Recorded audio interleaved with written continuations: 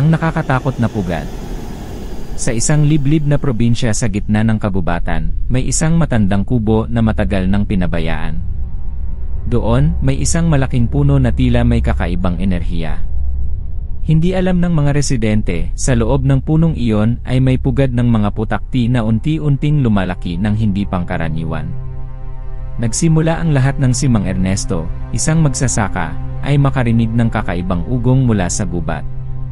Parang may makina, sabi niya, ngunit nang sinundan niya ang tunog, natuklasan niyang ito'y nagmumula sa pugad ng mga putakti. Ang mga insekto ay hindi na pangkaraniwan, malalaki na ang kanilang katawan, halos kasing laki ng tao. Kinabukasan, nawala si Mang Ernesto. Ang natagpuan na lamang ng mga taga-baryo ay ang kanyang duguang sombrero at ilang bakas ng malagkit na substance sa lupa.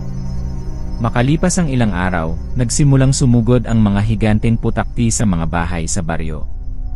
Nagsisimula sila sa pag-atake ng mga hayop, mga manok, kambing, at maging mga aso ay kanilang sinisila.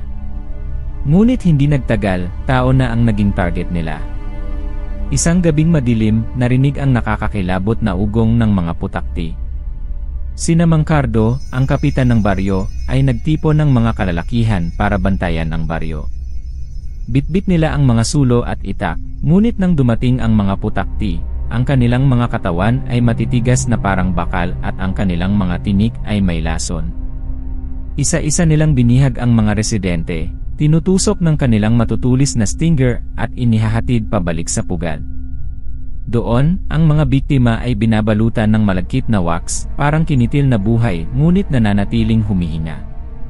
Ang matandang albularyo ng baryo, si Lola Feli, ang nakatuklas ng lihim. Ang puno kung saan naroon ang pugad ay sinumpa raw noong unang panahon, isang matandang espiritu ang nagbigay ng sumpa bilang parusa sa mga lumalapastangan sa kalikasan. Upang mapuksa ang mga higanteng putakti, nagtipon ang mga taga-baryo. Nagsindi sila ng malaking apoy sa paligid ng puno, pinasok ng usok ang pugad at isa-isang nangamatay ang mga insekto.